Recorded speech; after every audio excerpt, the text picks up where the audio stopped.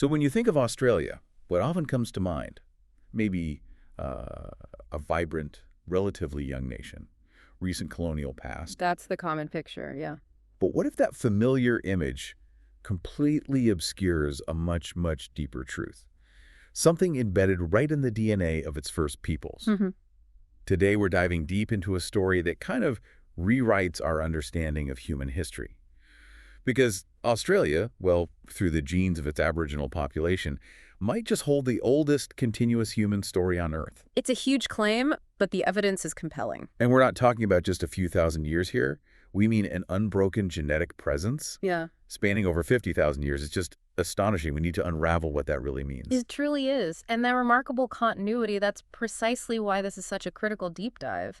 The genetic makeup of Aboriginal Australians isn't just ancient, it's profoundly distinct. Distinct how? And crucially, it's been largely uninterrupted by the major migratory waves and replacements that reshaped populations across, well, most of the rest of the world.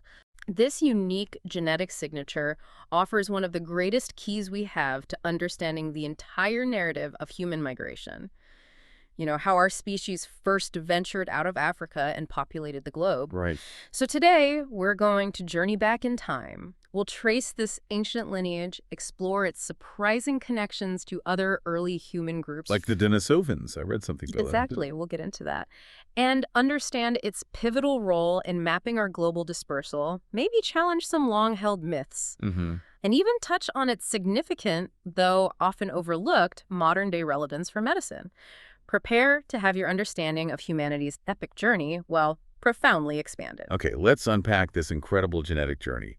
Our story, like so many human stories, starts with that initial migration out of Africa. Right, the big dispersal. Researchers broadly place this, around 70,000 years ago, give or take? That's the general time frame, yes. Yeah. From there, populations branched off, moved, interbred. A lot of mixing happened. Exactly. Their genetic lines frequently mixed and reshaped over time, but what truly makes the lineage of Aboriginal Australians so unique, so incredibly different, is precisely what didn't happen to them after that initial journey out. That's the absolute crux of it. Think about the genetic history of Europe or Asia. Constant movement, right? Empires, wars, trade. Exactly. Constant intermingling waves of migration, conflicts, empires, all leading to widespread genetic exchange.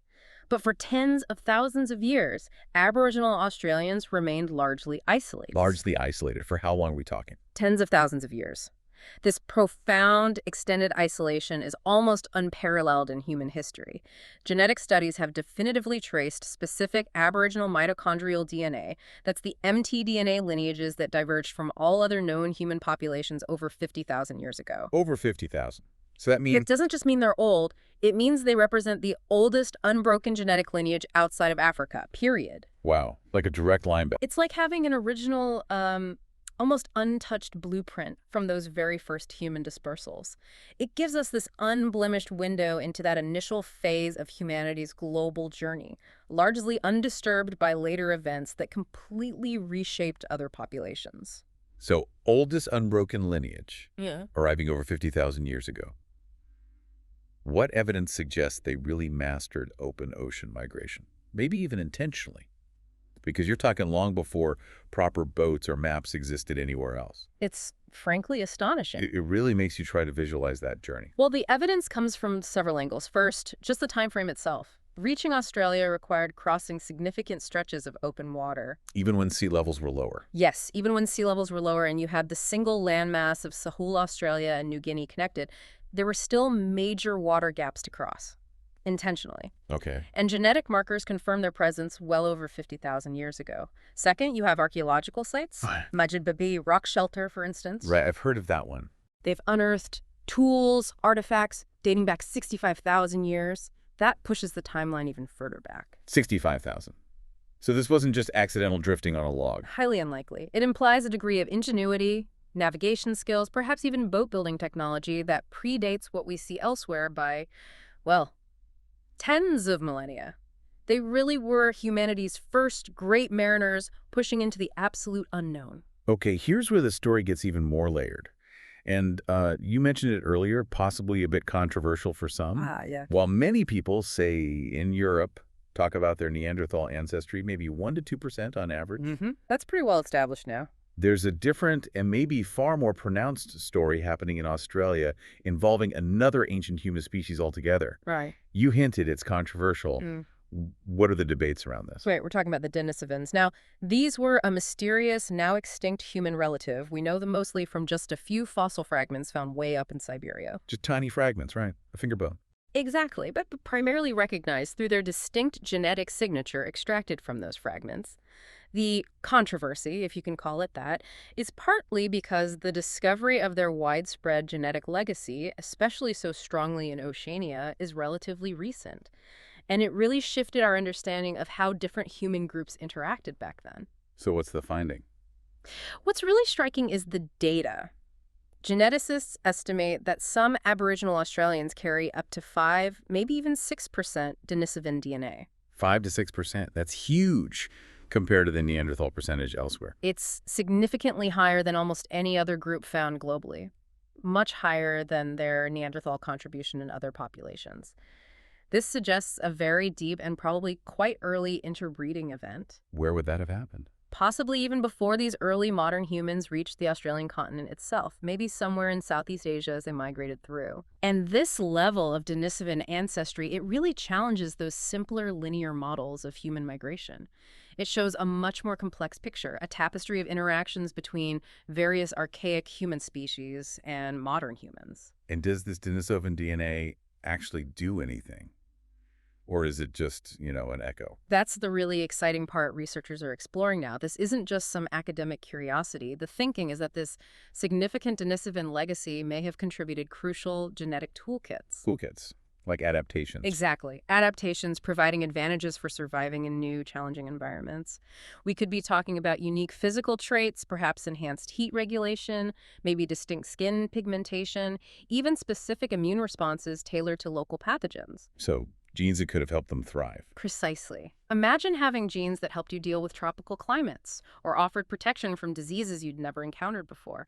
These could have been absolutely critical for survival for those first waves of explorers entering totally uncharted territory. It's fascinating how these ancient encounters, millennia ago, might still be shaping biology today. Right, providing these sort of silent advantages we might not even consciously recognize. Now, we've talked a lot about this incredible ancient isolation, but it's fascinating how their genetics also reveal these profound connections.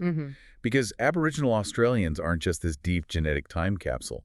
They seem to hold crucial, maybe sometimes missing, genetic links between modern Asian populations, Pacific Islanders, Papuans, like a living genetic bridge. That's a truly critical insight, yes.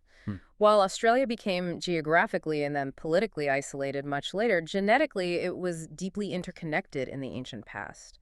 Research consistently emphasizes a shared ancestry with groups like Papuan Highlanders, Torres Strait Islanders, and other Melanesian populations. So related to Papuans, for example. Yes, genetic clustering studies consistently show that while Aboriginal Australians are genetically closer to Papuans than they are to any modern Asian or European population, they still remain entirely distinct from both. Okay, so related but distinct. Exactly. They're not simply a subset of Papuans or any other group. They are related, yes, but genetically they represent their own incredibly unique and ancient branch on the human family tree, a very deep branch. And why is that distinctness so important for understanding migration? Well, this unique ancient branch has made their DNA absolutely indispensable in reconstructing ancient migration routes, especially in validating the southern coastal route theory. Ah, the idea that humans spread rapidly along the coastlines. Precisely. The theory posits that the first humans spread relatively quickly along the coast from Africa, through South Asia, Southeast Asia, and then ultimately down into Sahul, Australia, and New Guinea, rather than a slower inland route across Asia. And the genetics support this. The specific genetic footprint found consistently in Aboriginal populations provides compelling evidence, really, some of the strongest evidence we have for this rapid, early coastal dispersal. It's amazing how one group's unique, continuous story can illuminate such a broad, global human journey. It helps us understand the movements of our entire species and how quickly humanity managed to populate vast new continents. Right. Speaking of broad perceptions, there's another widespread idea about Aboriginal Australians that modern research has powerfully debunked. Let me guess the idea they were one single group. Exactly. The notion that they were, and maybe still are, one single homogeneous people, that simplification just misses so much. Oh, absolutely. The reality is far, far more complex and richly diverse than any simplified narrative could capture. Before European colonization, Australia was a continent of just astonishing variety. We're talking over 250 distinct language groups. 250, wow. And these weren't just linguistic differences. They reflected genetically diverse clans, each with unique observable physical characteristics, phenotypes, and incredibly finely tuned ecological adaptation. Adaptations to what? To everything. You had groups thriving in the harsh deserts of the interior, completely different groups adapted to the lush, humid rainforests of the north, and still others living along thousands of kilometers of coastline.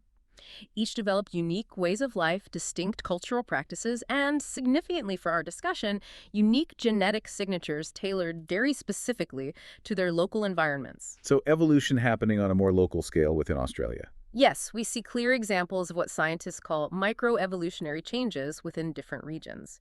This means specific environmental pressures, say, in the arid center versus the tropical north or the temperate south, led to subtle but measurable differences. Differences in what? Physically? Things like body proportions, metabolic rates, how efficiently they process certain foods, and even resistance to certain environmental toxins or local diseases that were prevalent in their specific areas. So the whole idea of one Aboriginal gene is just wrong. Demonstrably wrong, both scientifically and culturally. The reality is one of profound, deep diversity, all united under that incredibly ancient genetic umbrella going back over 50,000 years. It makes you wonder, doesn't it? How often our broad assumptions, maybe born from simplified histories, just completely mask these incredibly rich and complex realities within populations. It happens all the time. We tend to simplify. It's truly a testament to human adaptability. And these ancient genetic legacies, they aren't just about understanding our distant past, are they? You mentioned medicine. That's right. They seem to hold potentially profound keys to modern medicine, offering insights that could benefit everyone globally. Yet this area seems really under-researched. That's a critical point with immense practical implications. It's a huge missed opportunity, frankly. Scientists have identified unique genetic aspects within various Aboriginal populations that are incredibly valuable medically. Such as? We're talking about things like unique lipid profiles, how their bodies handle fats, distinct insulin responses, which is obviously relevant to diabetes, specific autoimmune markers. Understanding the genetic basis for these unique traits could give us significant insight into widespread global health conditions. Like diabetes, heart disease. Exactly. Diabetes, various forms of heart disease, kidney health, conditions that affect millions worldwide. Imagine if certain genetic markers unique to these ancient lineages confer a natural resilience to specific metabolic disorders. Or predispose people differently. Or predispose them via unique pathways, yes. Understanding those mechanisms could lead to totally novel drug targets or perhaps more personalized treatment strategies for the broader global population. The potential is enormous. But given this potential, there's a huge barrier, isn't there? A really significant and, frankly, understandable issue preventing a lot of this research. Yes, absolutely. We can't ignore the history. Centuries of colonization, forced assimilation, exploitation. There's a deep-seated and entirely justified mistrust in many Aboriginal communities towards outside researchers, especially concerning genetics. Understandably wary. It's a really complex ethical landscape, given past abuses and betrayals of trust, and it presents a genuine challenge to unlocking these potentially vital insights. Precisely. And if we connect this to the bigger picture, it highlights a critical challenge for all of global science. How do we pursue potentially vital research ethically? Respectfully. Yeah. There's a growing and absolutely necessary advocacy now for ethical, community-led genomic research. Research that actively respects cultural knowledge, that ensures genuinely free and informed prior consent, and critically, that prioritizes the well-being, benefits, and self-determination of the communities whose heritage is being studied. So research with communities, not on them. Exactly. It's about finding a respectful, collaborative path forward, ensuring that any research benefits the communities involved directly and is conducted only with their full participation, oversight, and agreement. This shift is vital if we're going to unlock these profound insights responsibly and equitably for everyone. So, wrapping this up, what does this all mean for us, for how we see human history? This deep dive into Australia's genetic code, it's really shown us something profound, hasn't it? I think so. It's a genetic heritage that is incredibly old, but not outdated, remarkably diverse, but not diluted. Right. and absolutely central to a human story that predates almost all of what we usually call written history. It's like a living, breathing archive. That's an excellent way to put it.